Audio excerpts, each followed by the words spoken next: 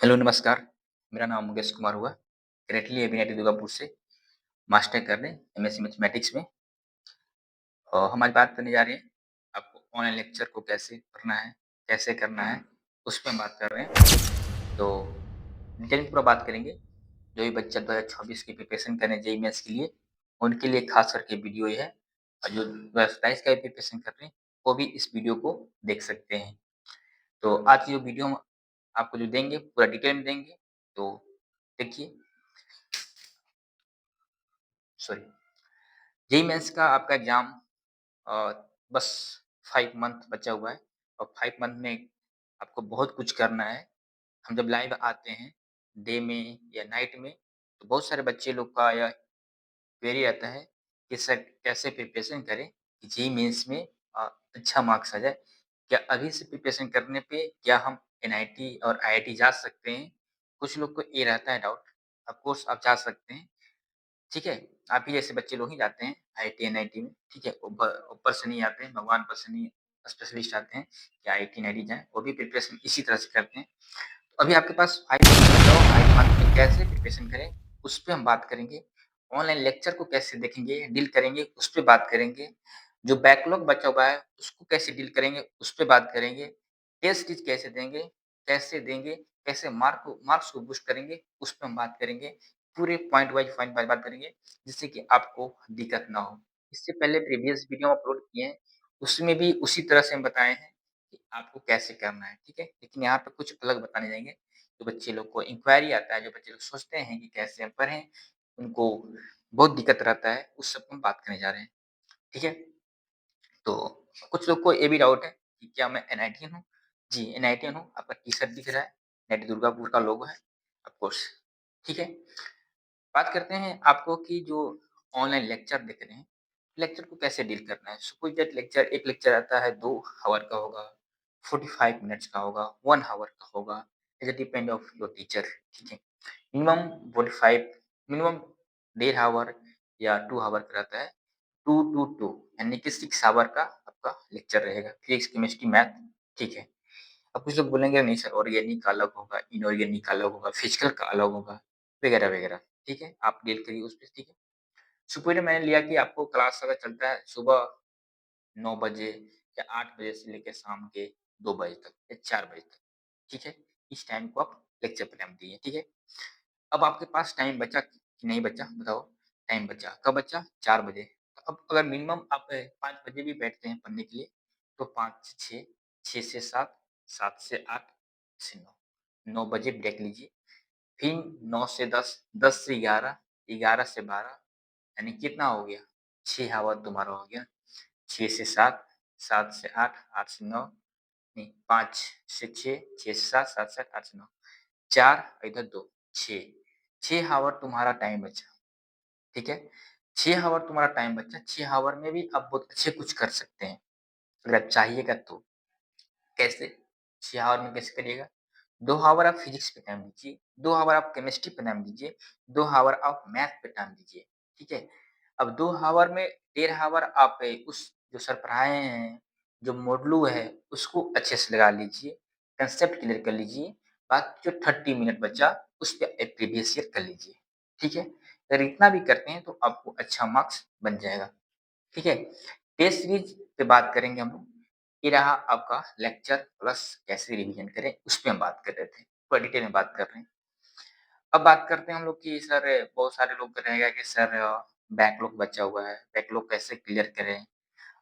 11th waste हो गया, 12th waste हो गया, 11th वेस्ट हो गया, दोनों वेस्ट हो गया, अब क्या करें? अब से भी कर सकते हैं, ऑफ कोर्स कर सकते हैं। इसका आंसर हाँ, आप कर सकते हैं। जेईई मेंस तक आप जा सकते हैं, ठीक है? ये नहीं बता सकते हैं कि आपका आईआईटी तक जा सकते हैं, ये नहीं हम श्योर कर सकते। हाँ, बस एनआईटी आपको मिल जाएगा, ठीक है? और अभी से भी टाइम है आपके पास 6 मंथ, 5 मंथ बचा हुआ है तो। सॉरी। तो आप बैकलॉग कैसे क्लियर करें? जो बैकलॉग आपको बचा हुआ है, जो अभी करंट चल रहा है, उस पे ध्यान दो, उसको मत छोड़ो, उसको कंटिन्यू कंटिन्यू रखो। इसी में से टाइम आप मैनेज करके कम से कम 1 हावर आप बैकलॉग पर दो। बैकलॉग का जो भी चैप्टर बचा हुआ है मैथ्स, फिजिक्स, केमिस्ट्री का, उसको एक कॉपी पे नोट्स करो, एक डायरी में नोट्स करो, ठीक है? डायरी में नोट करने के बाद डायरी में नोट्स करो, उसके बाद देखो मेरे हमारा कितना चैप्टर बैकलॉग है, ठीक है? अब हर पे एक-एक आवर टाइम दो, यानी कि सपोज़ आज मैंने फिज़िक्स का इलेक्ट्रो मैंने फिज़िक्स का इलेक्ट्रोस्टैटिक्स पढ़ा या इलेक्ट्रिक करंट पढ़ा, फिनिश हो गया, ठीक है? ग्रेविटेशन पढ़ा, फिज़िक्स हुआ। नेक्स्ट डे मैथ पढ़ेंगे, एक चैप्टर रिलेशन फंक्शन क्या नेक्स्ट डे आप केमिस्ट्री पढ़ेंगे, केमिकल बॉन्डिंग, ऐसे फिनिश करते जाइए, ठीक है?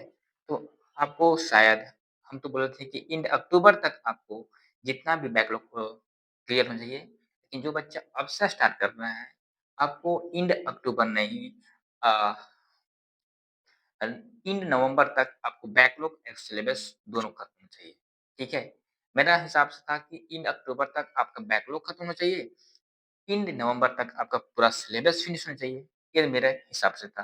लेकिन जो बच्चे को नहीं कर पा रहे हैं, बहुत लोग को था, बहुत लोग नाइट में भी मेरे पास मैसेज किए हैं कि कैसे करें, तो उनको बच्चे को बता रहे हैं कि एंड नवंबर तक आप बैकलॉग प्लस सिलेबस पूरा क्लियर खत्म कर दिए अच्छे से।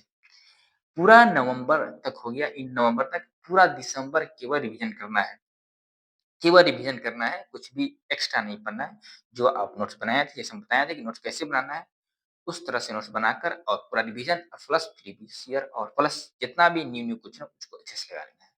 सिंगल पब्लिकेशन तो छोड़ना नहीं है भाई, मेरे हिसाब से बोला जा रहा है। आपके हिसाब से या आपके सर क्या बोल रहे हैं, आप पे डिपेंड करता है, ठीक है? आप भी सीरियस हैं, आप भी जब बोला जाता है कि जो बच्चा 12th में आ जाता है, 11-12 में, वो एक गार्जियन के रूप में आता है, यानी कि उस खुद से डिसीज़न ले सकता है। उसका गार्डियन तब तक बता सकता है, क्लास 10 तक आपके गार्डियन गाइड कर सकते हैं। उसके बाद खुद वो गार्डियन होता है, खुद वो डिसीज़न ले सकता है कि क्या करना है, क्या नहीं करना है, क्या गलत है, क्या नहीं गलत है, ठीक है? इस पे बात करते हैं। ये था मेरा आज का डिसीजन था बात करने से, ठीक है? कैसे बैकलॉग रिवीजन करें और आपको होना चाहिए कि जो जनवरी का जो पेपर है वो मेरे लिए अंतिम हो। जनवरी का पेपर लास्ट हो, फर्स्ट एंड लास्ट हो, जनवरी में क्लियर करेंगे और जो मौका मिलेगा, जो टाइम मिलेगा उसमें जी एडवांस पे टाइम देंगे, ठीक है? ऐसे आपके पास होना चाहिए। अब बात करते हैं टेस्ट सीरीज़ पे, टेस्ट सीरीज़ कैसे करें, ठीक है? टेस्ट सीरीज़ में बहुत सारे डाउट रहता है, बहुत से लोग ये रहता है कि टेस्ट सीरीज़ कैसे दें? उस पे बात करते हैं टेस्ट सीरीज़ पे, तो टेस्ट सीरीज़ आपको देने के लिए बात कर रहे हैं सॉरी टेस्ट सीरीज़ पे बात कर रहे हैं कि टेस्ट सीरीज़ आप जिसकी भी कोचिंग के लिए, ठीक है? लेकिन मैं बोलूँगा कि लास्ट के दिसंबर में स्टार्टिंग दिसंबर में एक टेस्ट सीरीज़ परचेज़ कर लीजिए। किसी इंस्टीट्यूट का हो, अच्छे इंस्टीट्यूट का हो, रिजियस का हो, एलेन का हो, अ, फिटजी का हो, ये सब का टेस्ट सीरीज़ हो, जो नारायणा का हो, ये सब कोचिंग का एक टेस्ट सीरीज़ लीजिए और टेस्ट सीरीज़ कंटिन्यू देते रहिए, ठीक है? वो टाइम रहता है, टेस्ट सीरीज़ देते रहिए। टेस्ट सीरीज़ देने के बाद एनालिसिस करिए कि मेरा कितना टेस्ट सीरीज़ में मार्क्स बन रहा है। कम बढ़ रहा है, थोड़ा-सा उस पे एनालिसिस करेंगे, कहाँ दिक्कत हो रहा है, कहाँ नहीं हुआ है। जैसे कि आप देखते ना हैं जैसे कि आप देखते हैं, क्या देखते हैं बताओ? देखते हैं कि सुपर में किसी शहर में कुछ हो गया, कोई किसी तरह का कोई कारणवश कुछ घटना घट गई, तो प्रशासनिक जो रहते हैं, सरकार गवर्नमेंट रहती है, वो उस पे एनालिसिस करती है, कैसे हो गया? कहाँ किसका मिस्टेक था? फिर उसको सुधार कर अगली बार सोचते हैं कि अगली बार ऐसा किसी तरह का मिस्टेक ना हो, ठीक है? किसी तरह क्राइम ना हो, उसी तरह से आप भी मिस्टेक करें, अरे इसमें मिस्टेक हो गया, कहाँ मिस्टेक हो गया? कहाँ मेरे से क्राइम हो गया? ठीक है? अगले बार हम सुधार कर उसको और अच्छे से करेंगे, यानी कि थोड़ा-सा और बूस्ट 10% और देंगे बूस्ट और अच्छे से करेंगे जिससे हमें मार्क्स बूस्ट करें। तो सेम उसी तरह से आपको करना है और उसी तरह से धीरे-धीरे करते आपको अच्छे मार्क्स से जाना है, कम से 99 पर्स 98 परसेंटाइल आपको आ जाना चाहिए, जिससे कि एनआईटी आपको अच्छे से मिल सके, ठीक है? तो आज की क्लास इतनी थी, आज की जो लेक्चर इतने था, आप नेक्स्ट लेक्चर में मिलते हैं।